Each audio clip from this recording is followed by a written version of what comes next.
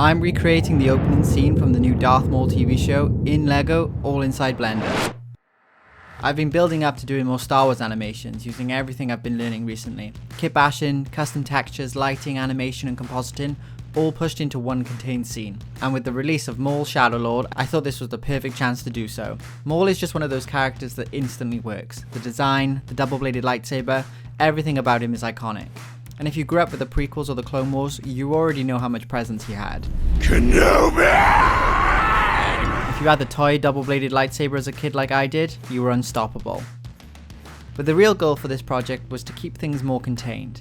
Coming off my LEGO Dune trailer remake, I wanted something smaller, one scene, one environment, something where I could really focus on refining the animation rather than constantly jumping between shots and locations.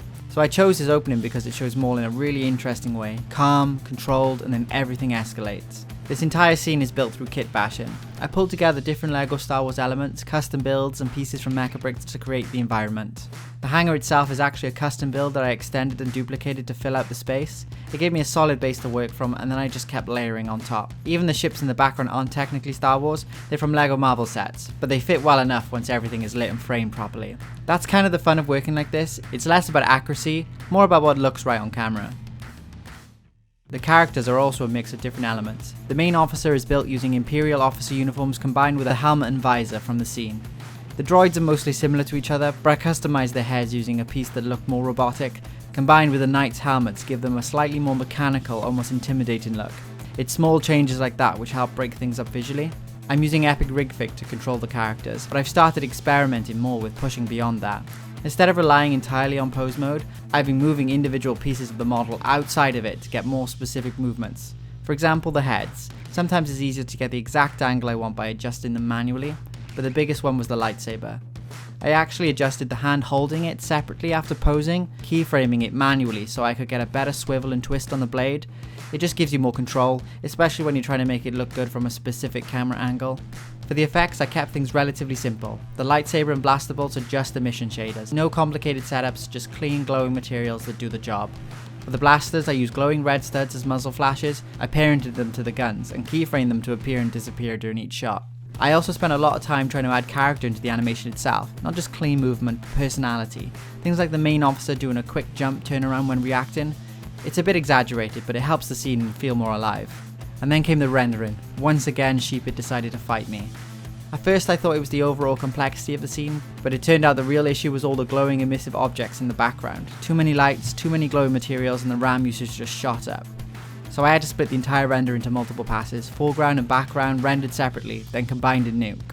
This time around I wanted to talk a little bit more about my Nuke setup. There are already some great tutorials out there which I used to build this node tree. They also help me understand how to combine multiple passes into one final image.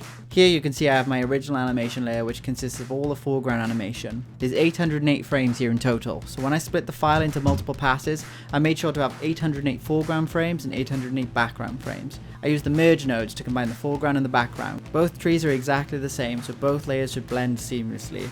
I'm used to working with Photoshop and Premiere Pro, which is layer based, whereas Nuke is node based, just like Blender, so it's taken some time to really get to grips with how everything works and where each connection should go to make things work. I also have one pass of a particle system that I didn't render 808 frames for, because it was a bit of a waste of Sheepit points when it's only about 100 frames, so I used a retime node to make sure the particles only appear when they're supposed to, and with a glow node to spice them up a bit. Finally at the bottom of the tree I have a lens distortion and chromatic aberration, as well as TLBM flares. Nuke has just become an essential step in my pipeline. It lets me add so much to my final animation, taking them to the completely next level. Looking back, this project taught me a lot, not just technically but creatively as well. On the technical side, I've improved again, better use of assets, better control of animation, better rendering workflows, and most importantly, better problem solving when things go wrong. Because at this point, things always go wrong. It's just about figuring out how to fix them without giving up on the project. So this is my LEGO recreation of the opening scene from the Darth Maul TV show, built entirely in Blender. It's over! Drop your weapons! I said drop them!